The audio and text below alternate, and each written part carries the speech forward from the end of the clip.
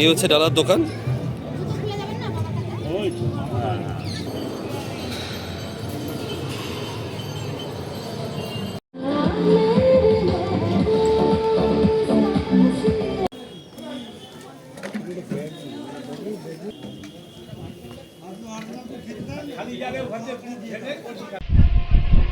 দেখো দেখো তাকি দেখো, জল পড়ছে।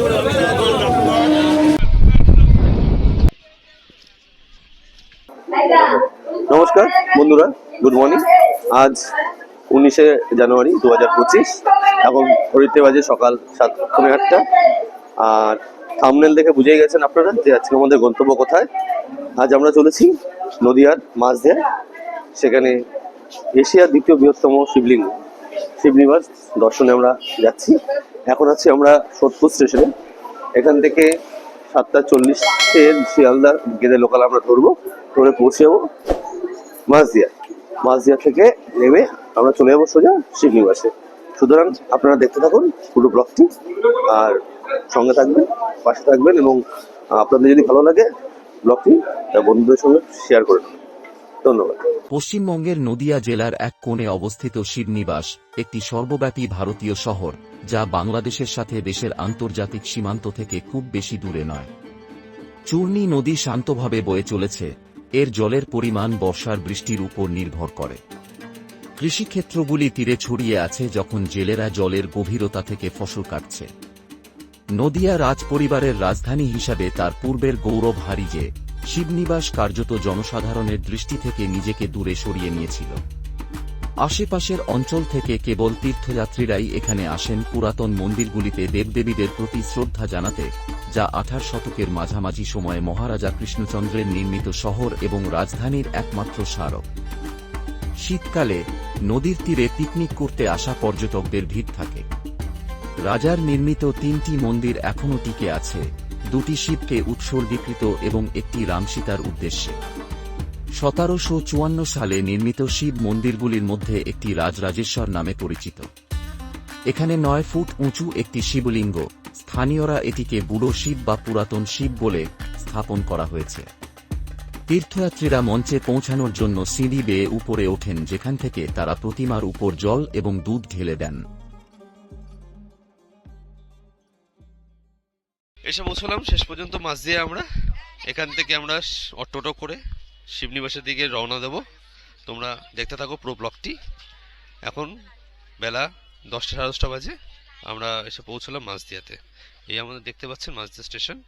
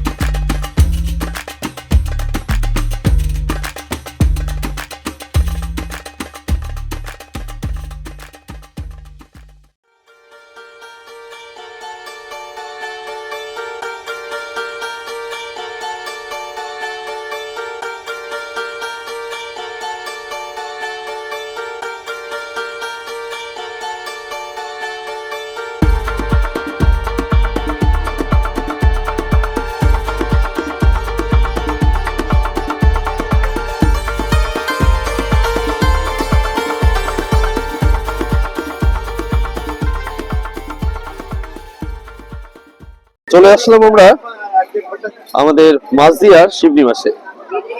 এখানে রয়েছে এশিয়ার দ্বিতীয় বৃহত্তম শিবলিঙ্গ। আমার পেছনে রয়েছে সেই মন্দিরটা। আর এখানে যখন আসবেন আপনারা মাঝদিয়া নেমে দুভাবে এখানে আসতে পারেন। এক হচ্ছে আপনারা টোটো করে যদি আসেন, তাহলে টোটো করে এখানে একটা বাসের সাঁকো আছে, সেই বাসের সাঁকো পর্যন্ত আপনারা চলে আসতে পারেন। সেখানে দাম মানে ভাড়া নেবে হচ্ছে 15 টাকা, ঠিক আছে, 15 টাকা ভাড়া নেবে। আর হচ্ছে আর যদি মন্দিরে ডাইরেক্ট চলে আসতে চান তাহলে সেখানে ভাড়া পড়বে আপনাদের মাথা পিছু 20 টাকা করে। তা বাসের সাঁকো করে যখন আসবেন সেখানে বাসের সাঁকোটা পেরোনোর জন্য মাথা পিছু 3 টাকা করে ভাড়া নেয়, ঠিক আছে। মাঝদের স্টেশন থেকে খুব একটা দূরে নয়, খুব কাছে, এবং একদিনে ঘোরার জন্য একটা আদর্শ জায়গা এই শিবনিবাস। চলুন মন্দির চত্বরটা ঘুরে দেখানো যাক।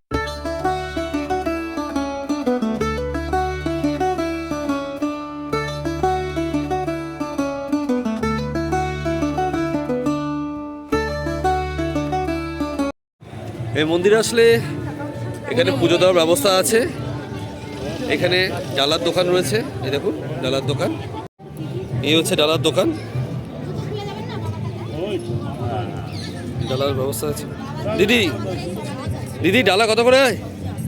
ডালা এটা 101 টাকা আছে, এটা 51 টাকা, এটা 20 টাকা, আর জলের ঘট আছে 30 টাকা, 20 টাকা, আকন্দর মালা আছে, সব রকম পাওয়া যায় এখানে। আচ্ছা আচ্ছা, এগুলো কত করে বললেন? ওটা 101 টাকা। 101 টাকা, এটা 51 টাকা, 51 টাকা, 21 টাকা।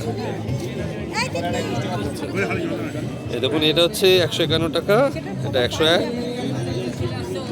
51 টাকা, 20 টাকা, সমস্ত ডালাই রয়েছে এখানে।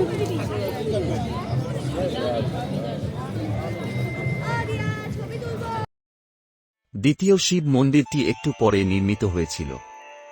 রামসীতা মন্দিরটিও 1762 সালে নির্মিত হয়েছিল। শিব মন্দিরগুলির নির্মাণ বাংলার মন্দিরগুলির সাধারণ কাঠামো থেকে বেশ আলাদা, যার ঢালু ছাদ বা ছাদ রয়েছে, যার একাধিক রত্ন বা চূড়া রয়েছে। মেরামত এবং পুনর্নির্মাণ করা হয়েছে। মন্দিরগুলির স্থাপত্যের ঐতিহ্য শনাক্ত করা কঠিন। মহাশিবরাত্রি উৎসবের সময় একটি বিশাল মেলা বসে। 1824 সালে ঢাকা, বর্তমানে কলকাতা, যাওয়ার পথে শিবনিবাস অতিক্রম করে আসা কলকাতার বিশপ রেজিনাল্ড হেবারের লেখা অনুসারে এখানে 4টি বৃহৎ শিব মন্দির ছিল। কিন্তু যা তাকে সবচেয়ে বেশি মুগ্ধ করেছিল তা হল পুরাতন প্রাসাদটি। তিনি বলেছিলেন যে গথিক স্টাইলের গেটটি তাকে মস্কোর ক্রেমলিন প্রাসাদের প্রবেশপথের কথা মনে করিয়ে দেয়। দুর্ভাগ্যবশত প্রাসাদটি খুব কমই টিকে আছে। বিদ্যমান দেয়ালগুলি জঙ্গলের ভেতর থেকে বেরিয়ে এসেছে, যা এখন এটিকে নিজেদের বলে দাবি করেছে। সম্ভবত শিবনিবাস এই আধা অজ্ঞাত অবস্থায় চলতে থাকত যদি এর একজন বাসিন্দা, অঞ্জন শুকুলের জেদ না থাকত, যিনি ভারত বিভাগের ইতিহাসের একটি বিশেষ স্মৃতি পুনরুজ্জীবিত করতে দৃঢ়প্রতিজ্ঞ ছিলেন, যা বেশিরভাগ মানুষ ভুলে গিয়েছিল। তিনি তার দাদার কাছ থেকে অসংখ্যবার এই গল্পটি শুনেছিলেন, যিনি ভারতের স্বাধীনতার জন্য সংগ্রামী বিপ্লবী ছিলেন।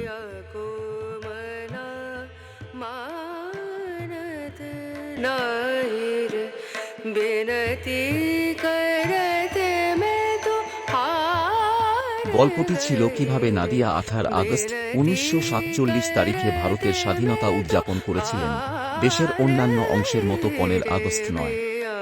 কিন্তু শুকুল জানতেন যে গল্পটি প্রমাণ করার জন্য তার প্রমাণের প্রয়োজন।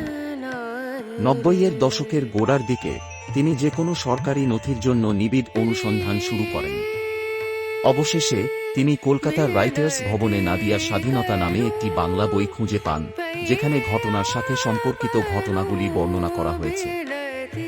স্যার সিরিল র্যাডক্লিফের নেতৃত্বে গঠিত সীমানা কমিশনকে ভারত ও পাকিস্তানকে বিভক্তকারী সীমানা প্রদর্শনকারী মানচিত্র তৈরির দায়িত্ব দেওয়া হয়েছিল। আজকের বাংলাদেশ তখন পূর্ব পাকিস্তান নামে পরিচিত ছিল। কমিশন সীমান্ত জেলার একটি বড় অংশকে পূর্ব পাকিস্তানের অধীনে অন্তর্ভুক্ত করেছিল, যার মধ্যে নদিয়া রাজ্যের রাজধানী কৃষ্ণনগরও ছিল। শুধুমাত্র নবদ্বীপ ভারতেই ছিল। সেই অনুযায়ী মুসলিম লীগ 14 আগস্ট 1947 তারিখে কৃষ্ণনগর জেলা গ্রন্থাগারের প্রাঙ্গণে পাকিস্তানের পতাকা উত্তোলন করে। কিন্তু নাদিয়ার বিপুল সংখ্যক মানুষ এই সিদ্ধান্তে খুশি ছিলেন না। অসন্তোষের খবর বিদায়ী ব্রিটিশ সরকারের কানে পৌঁছায়, যারা দেখতে পায় যে দুই দেশের মধ্যে সীমানা নির্ধারণে একটি ভুল হয়েছে। রিপোর্ট অনুযায়ী 17 আগস্ট 1947 তারিখে সীমান্ত সংশোধনের ঘোষণাটি করা হয়েছিল। অবিভক্ত বাংলা থেকে নদিয়ার 3টি মহকুমা চুয়াডাঙ্গা, কুষ্টিয়া এবং মেহেরপুর পূর্ব পাকিস্তানকে ভূষিত করা হয় এবং ভারত কৃষ্ণনগর ও রানাঘাট মহকুমাকে ভূষিত করে। পরের দিন 18 আগস্ট উল্লাসিত বাসিন্দারা কৃষ্ণনগর পাবলিক লাইব্রেরি প্রাঙ্গণে মিছিল করে পাকিস্তানের পতাকা নামিয়ে আনে এবং ভারতীয় তেরঙ্গা উত্তোলন করে। তিনি আরও জানতেন যে 18 আগস্ট স্বাধীনতা দিবস পালন করার পাশাপাশি জাতীয় পতাকা উত্তোলনের আগে তাঁর সরকারি অনুমোদনের প্রয়োজন। কেন্দ্রীয় তথ্য ও সম্প্রচার মন্ত্রকের সহায়তায় শুকুল কিভাবে প্রাক্তন প্রধানমন্ত্রী পিভি নরসিংহ রাওয়ের সাথে দেখা করার পর অনুমতি পেয়েছিলেন যাতে অনুষ্ঠানটি অনুষ্ঠিত হয় এবং পরবর্তী বছরগুলিতে 18 আগস্ট ভারতীয় তেরঙ্গা উত্তোলন করা যায়, তা অন্য গল্প। যাই হোক, এখন 18 আগস্ট ভারত দিবস উদযাপন, যা আনুষ্ঠানিকভাবে ভারতে অন্তর্ভুক্তির দিবস হিসাবে পরিচিত, প্রায় 2 দশক ধরে শিবনিবাসের ক্যালেন্ডারে একটি বার্ষিক বৈশিষ্ট্য। বিশেষ অতিথির পতাকা উত্তোলন ছাড়াও দিনব্যাপী সাংস্কৃতিক ও ক্রীড়া অনুষ্ঠান অনুষ্ঠিত হয়। স্থানীয় লোকেরা শোভাযাত্রা, ট্যাবলো, থিমভিত্তিক অনুষ্ঠান, সঙ্গীত পরিবেশনা ইত্যাদি আয়োজন করে। তবে সবচেয়ে জনপ্রিয় হল নৌকা বাইচ, বিশেষ করে মেয়েদের নৌকা বাইচ, যা সাধারণত বিকেলের দিকে অনুষ্ঠিত হয়। দর্শকদের উল্লাসে ভারতীয় তেরঙ্গা দিয়ে সজ্জিত দেশীয় নৌকাগুলি চূর্ণী নদীর উপর দিয়ে চলে। তবে নৌকা বাইচ আয়োজন আবহাওয়ার উপর নির্ভর করে। শুকুলের মতে 1947 সালে সীমান্ত পুনর্বিন্যাসের পর আরও কয়েকটি এলাকা ভারতে অন্তর্ভুক্ত হয় এবং এখন রানাঘাট, মালদা, বনগাঁ এবং বালুরঘাট 18 আগস্টকে ভারতে অন্তর্ভুক্তির দিন হিসেবে পালন শুরু করেছে। সেখানে পৌঁছানোর জন্য কলকাতা থেকে সড়ক পথে শিবনিবাস প্রায় 120 কিলোমিটার এবং জেলা সদর কৃষ্ণনগর থেকে প্রায় 25 কিলোমিটার দূরে।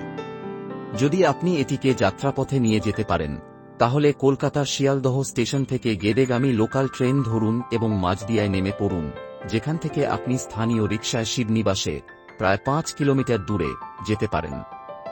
আগে নৌকা বা খসখসে বাঁশের সেতুতে নদী পার হতে হতো, কিন্তু এখন কংক্রিটের সেতুর কারণে যাত্রাটি কিছুটা সহজ হয়ে গেছে।